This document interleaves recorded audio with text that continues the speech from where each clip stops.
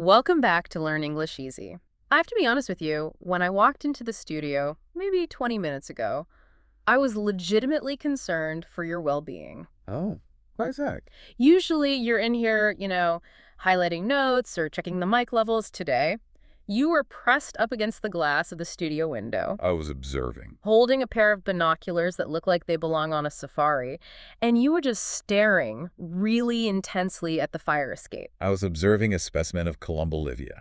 You were staring at a pigeon, a standard, dirty city pigeon. A rock pigeon, to be precise. And hey, before you start mocking the burgeoning urban birdwatching scene, I will have you know it is a rigorous exercise in observation. Mm-hmm. No, really, you can't understand an ecosystem if you don't catalog the participants, no matter how common they seem. Besides, the iridescent neck feathers on a male pigeon are actually quite remarkable if you stop looking at them as rats with wings. I was going to make a joke about you needing a vacation, or, I don't know, maybe a new hobby that doesn't involve spying on the neighbors. We're going to look at how to lead, how to listen, how to fight fair, and, how to stop poisoning the world we live in. A light Tuesday afternoon agenda, then. Exactly. So let's jump in. I want to start with the leadership segment because there is a concept here from Ralph Moore's book, Everyday Missionaries, that I think frames the whole discussion. Right. He talks about the consumer-driven church. And this is such a foundational concept for our discussion today. Now, Moore is writing specifically about church structures, but I really want you, the listener, to apply this to any organization, a startup, a nonprofit, even a PTA. Moore critiques this shift that occurred over the last few decades where institutions started acting like vendors. Vendors of religious goods and services. Right, exactly. The organization says, we have the best music, the best coffee, the most charismatic speaker, and the people attending, they become customers. They start shopping around. Oh, I like the product here, or the customer service over there was bad. Yes. And Moore argues this makes the organization incredibly fragile. Because customers have no loyalty. None. If the product quality dips or if the coffee gets cold, they just leave. So to combat this, Moore breaks down three different mindsets: the fortress, the field, and the force. Okay, let's parse those out. The fortress seems pretty self-explanatory, but paint the picture for us. Think of a castle with the drawbridge pulled all the way up. The fortress mindset is completely fear-based. Okay. It views the outside culture as a threat, as a contamination. So the leadership focuses entirely on self-protection and keeping the insiders safe from the outsiders. It's like huddling together in a bunker. It is, which eventually leads to obsolescence because you aren't talking to anyone but yourself. You're effectively removing yourself from the ecosystem. Right, you become irrelevant. Exactly. Then you have the field. And this is where most modern organizations sit. They treat the organization itself as the destination. The come and see model. Yep. We built a nice building. We have a great program. Come check it out. It's like fishing from the shore. Yes. That's his metaphor. They stand on the dock and they just wait for the fish to jump into the bucket. It's passive. It relies on attractional marketing rather than, real engagement. But Moore argues the ideal is the force. And we're not just talking Star Wars here. No, though the analogy of an energy field isn't too far off, actually. The force is the missionary mindset. You don't wait for people to come in. You equip your people to go out. So the organization isn't the destination? It's the launch pad. Ah, I like that. This reminds me of the distinction he makes with leadership archetypes. He contrasts the security guard with the equipper. This was one of my favorite parts of the reading. Oh, it's such a brilliant metaphor. He uses the biblical story of Moses from Exodus to illustrate this. Look at Pharaoh. Pharaoh is the ultimate security guard. He is obsessed with maintaining the status quo, hoarding power, and keeping the workforce under his thumb. He is terrified of losing his grip. Which I think a lot of middle managers can probably relate to. That fear that if I let my team shine too much, maybe I won't be needed. Or if I let this employee transfer to another department, my numbers will drop. That's the hoarder mentality. You hoard talent because you want your department to look good. You view people as assets to be possessed rather than potentials to be unleashed. Right. But then you contrast that with the equippers in the story, the midwives and Pharaoh's daughter. Right. They saved Moses. They didn't try to control him. Exactly. They saved him, they prepared him, and eventually they released him to do something bigger than they could do themselves. I mean, Pharaoh's daughter raised him, knowing he wasn't fully hers, and eventually he left the palace to lead an entire nation. So an equipper measures success not by how many followers they have.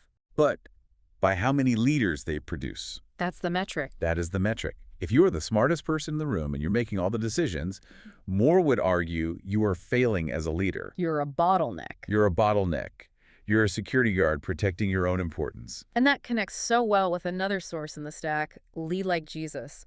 It kind of moves the conversation from the big organizational structure to like the personal psychology of a leader. He does. It argues leadership isn't just a job title, it's a transformational journey. And they provide a framework that is actually very practical. They call it the 4 domains: heart, head, hands, and habits. Let's walk through these because the order really matters here, right? You can't just start with the hands, the action, if the heart is in the wrong place. Precisely. It has to start with the heart. This is all about your motivation. And the core question is binary. Are you leading to serve or are you leading to be served? Ego versus service. That's it. If your motivation is validation or power or control, it doesn't matter how smart you are. The leadership is fundamentally toxic. You have to check your ego at the door. Okay, so after heart comes the head. The head is your belief system. Do you intellectually understand what servant leadership is? Do you actually believe that the people you lead have intrinsic value? You have to get the theory right. Because if you secretly believe people are just cogs in a machine, then no amount of servant leadership training is going to change how you ultimately treat them. Your actions will betray your real beliefs. which brings us to hands. Hands are the behavior. This is where the rubber meets the road. You can have a heart for service, you can understand the theory, but if your hands are micromanaging or talking over people or hoarding credit for yourself, then your alignment is off. Your actions are betraying your beliefs. Exactly. And finally, habits. This was the one that stood out to me because it feels like the first thing to go when we get busy. It is always the most neglected domain. Habits refer to how you replenish your energy. Solitude, prayer, study, reflection. Whatever it is for you. The source argues you cannot pour from an empty cup. If you're constantly giving out hands work without the habits of renewal, you just burn out. Yeah. You become irritable, cynical, and eventually completely ineffective. It connects to that LDS source we have, Leading in the Savior's Way. They talk about being wise stewards. Yes, and they make a fascinating point about delegation. Usually we think of delegation as just a productivity hack. I'm too busy, so you do this. Okay. But this source argues delegation is a teaching tool. It points out that Jesus could have done everything perfectly himself. He didn't need the apostles' help to distribute bread or organize the crowds. Not at all. He could have done it faster and better, but he gave the job to them. And the question is why? To train them. To train them, to prepare them for the time when he wouldn't be there. So if you are a leader who says, it's just faster if I do it myself, you are failing the stewardship test. Well, You aren't equipping anyone for the future. You are hoarding the work and all the learning opportunities that come with it. so we've established that we need to go out and influence people rather than just hoarding them in a fortress. But that raises the big question of how. I mean, how do you actually influence people without being manipulative? Right. And this brings us to section 2, the art of influence. We have a great breakdown here from Pro Preacher on the 9 teaching methods of Jesus. And look, regardless of where you stand religiously, these are objective master classes in communication theory. These are techniques that work whether you're preaching a sermon or pitching a startup in Silicon Valley. So what's the first one? The first one is the use of stories. Parables. Parables, yeah. Stories are a bypass mechanism. When you walk up to someone and you state a fact or an opinion, their brain immediately goes into critique mode. They analyze it, they defend against it. Logic fights logic. But when you tell a story, like the parable of the prodigal son, You bypass the logic centers and you engage the imagination. you lower the drawbridge. Exactly. The listener identifies with the characters before they even realize they are being taught a lesson. So by the time the moral of the story hits, they are already emotionally invested. You haven't just transferred information, you've created an experience for them. Okay, what's another method? The one that's mentioned is shock value. I don't usually associate religious figures with shock value. We tend to think of them as, very gentle and mild. Oh, it's a primary tool in ancient rhetoric. If your right hand causes you to sin, cut it off. Yeah. Why do you look at the speck in your brother's eye but ignore the log in your own? Right. These are hyperbole. They aren't literal instructions for self-mutilation.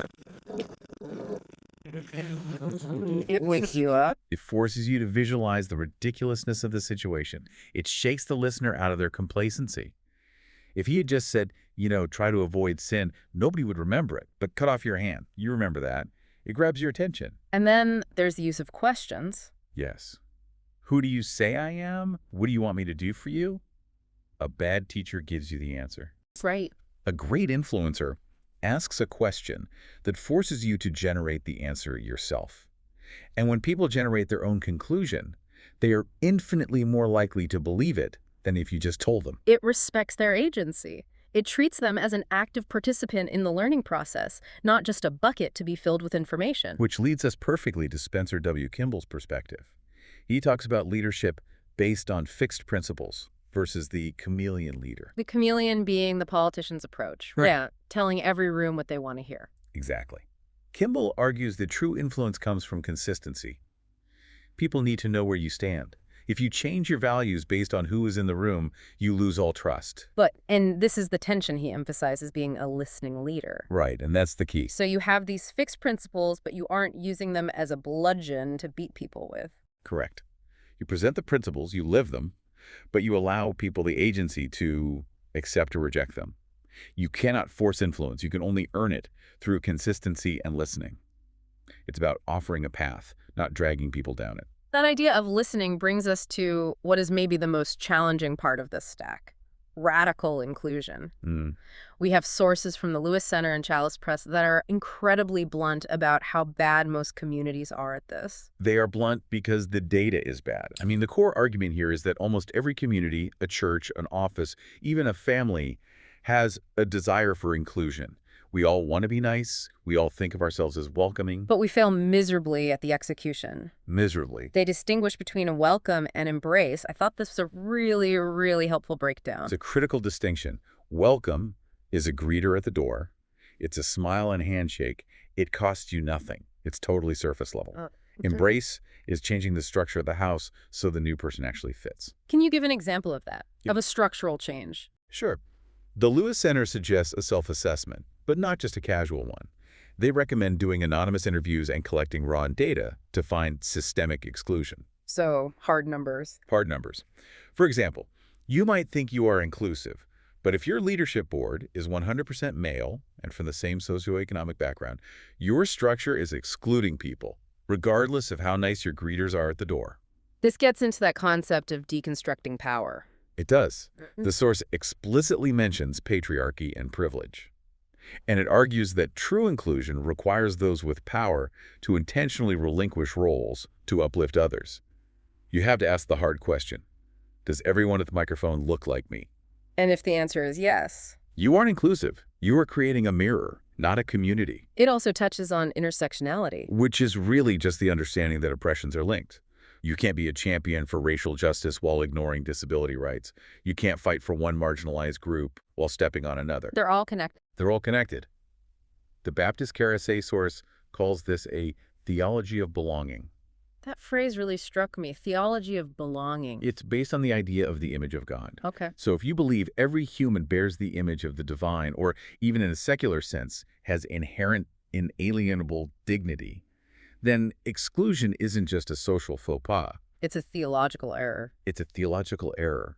It's a rejection of the divine in the other person. They give a very practical example regarding disability inclusion that I thought was just brilliant in its simplicity. It wasn't about attitudes, it was about the bus schedule. That is the hands domain again, isn't it? You can have a heart for the disabled, you can believe they should be included, but if your event ends 15 minutes after the last accessible bus leaves, You've excluded them. you have effectively excluded that population. True inclusion is in the logistics. It's checking the bus schedule. It's making sure the font size on the handout is readable. It's the boring logistical work that actually makes belonging possible. So it's moving from performative allyship to just practical reality. And speaking of performative allyship, there was a really sharp warning in the text about the platform. Do not build a platform on your advocacy for others. Yes, this is so crucial in the social media age. If your advocacy is just a way to build your personal brand, it's not advocacy, it's exploitation. The source says advocacy shouldn't be a response to the news cycle. Right, it can't just be reactive. It has to be 365 days a year, whether people are watching you or not. It's about doing the work in the dark, not just signaling virtue in the light. So let's say we do all this. We build the inclusive community, we equip leaders, we tell great stories. we are still going to have conflict. Human beings are messy. Inevitably. Whenever you get more than one person in a room, you have the potential for conflict. It's just a fact. So Section 4 covers the mechanics of conflict. We have a Wikipedia breakdown, but also some very actionable advice from Restored Church of God and Positive Discipline. The Wikipedia source is helpful for categorization. It breaks conflict down into 3 dimensions: cognitive, emotional, and behavioral. Okay, so cognitive is what we think happened. Right. The facts. You said X. The contract says Y. Cognitive conflict is actually healthy. It's how we solve problems. But then there's emotional conflict. How we feel about it. I felt disrespected, I feel unsafe, and finally, behavioral conflict. I yelled at you, I slammed the door. The problem is, most of us jump straight to the behavioral without understanding the cognitive or emotional roots of the problem. We react before we analyze. We start yelling before we even understand why we're angry. Of the Restored Church of God source proposes this shift in mindset that I think it's transformative. We are programmed, almost biologically it seems, to ask who started it. It's the playground defense. Huh. He started it. Yeah. It justifies our retaliation. Right. If they started it, I am morally licensed to finish it. But the source suggests we stop asking that question and instead ask, who will start peace? Who will start peace? That completely flips the script. It totally changes the goal. If the goal is to win, you focus on who started it. If the goal is reconciliation, the responsibility falls on whoever is mature enough to initiate peace. That requires a lot of humility, though. It basically means swallowing your pride even if you are technically right. It requires valuing the relationship more than being right. And that is the hallmark of a mature leader, a mature person. But let's be real, sometimes you are dealing with a toddler or an adult who is acting like a toddler, and reasoning just doesn't work. Right. The Positive Discipline source has a technique called shut your mouth and act. I love this one. It directly addresses the power struggle. When you are in a loop with a child, or a stubborn colleague, for that matter, words often just add fuel to the fire. You're validating the argument just by participating in it. Yes. So what does shut your mouth and act look like in practice? It means kindly and firmly removing yourself or the object of conflict. If a child is throwing a toy, you don't lecture them on the physics of impact or the cost of the toy. What do? You take the toy away gently and you say nothing. Silence is the tool. The action speaks for itself. It de-escalates because there was nothing for the other person to push against. It preserves dignity for both parties.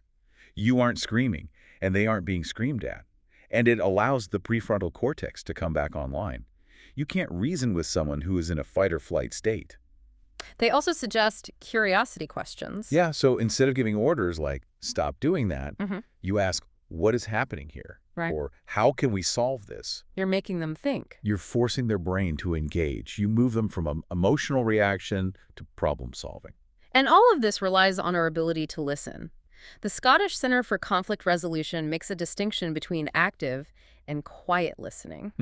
Active listening is what we're all taught in corporate seminars. You reflect back what you hear. So what I hear you saying is, and that's useful for confirming data. But quiet listening. That's about observing the nonverbal. The body language. Precisely. If someone says, I'm fine, but their arms are crossed, their jaws tight, and they're looking at the floor, a listening leader hears the, I'm not fine. You have to listen to the unmet needs, not just the spoken words. People rarely say exactly what they mean when they are upset. You have to read the subtitles. That's a good way to put it. You have to read the subtitles. Okay, so we've covered leading people, including people, and resolving fights between people.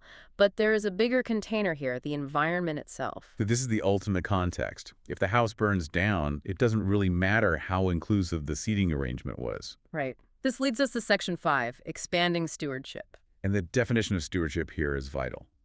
Wikipedia defines it as the belief that humans are responsible for the world. But the theological backing in our sources is that humans are tenants, not owners. The earth is the Lord's. Exactly. If you rent an Airbnb, you don't smash the windows. You take care of it because you are accountable to the owner.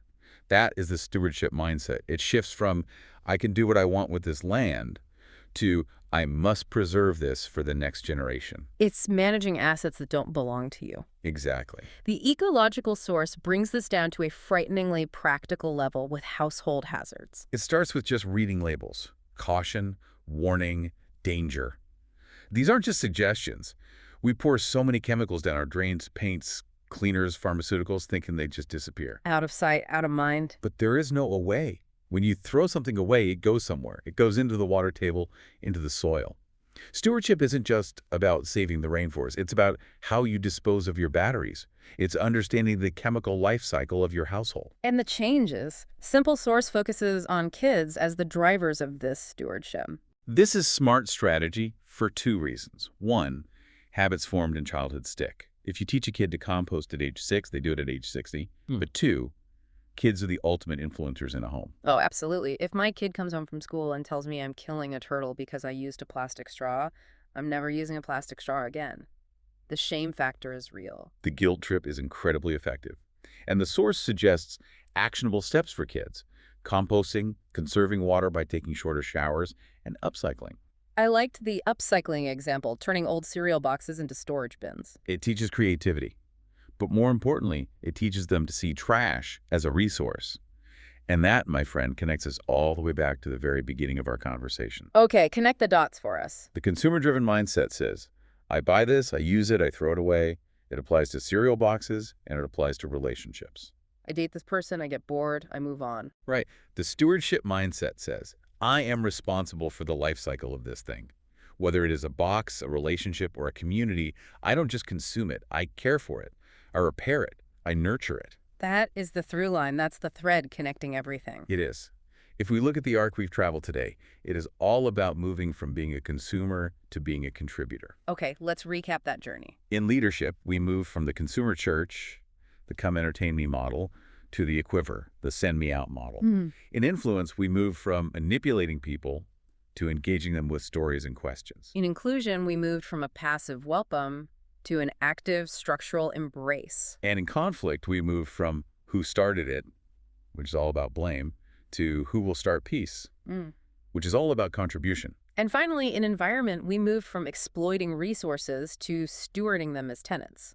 It is all about looking outward rather than inward. It's realizing you aren't the main character. You're part of a cast. And your job is to make the other characters better and to take care of the set. That is what builds a community that lasts. I think that reframing helps. It makes this heavy reading load feel much lighter when you see that singular direction. It clarifies the mission. It simplifies it. Now, it doesn't make it easy. I mean, deconstructing privilege or swallowing your pride in a fight is incredibly hard work, but the goal is clear. We know what we are aiming for. So we want to leave you with a challenge today, a provocative thought based on that peacemaker's source. Something to try in the real world as soon as this deep dive ends. The next time you find yourself in a standoff, and it will happen maybe with your spouse about the dishes, maybe on a Facebook thread, maybe with a coworker about a deadline, stop asking yourself who started it. Stop listing the evidence for why you are right and they are wrong. Instead, ask yourself this: do I have the courage to be the one who starts the peace? It's a scary question, but it's the only one that moves us forward. Thanks for diving deep with us on Learn English Easy. Take care.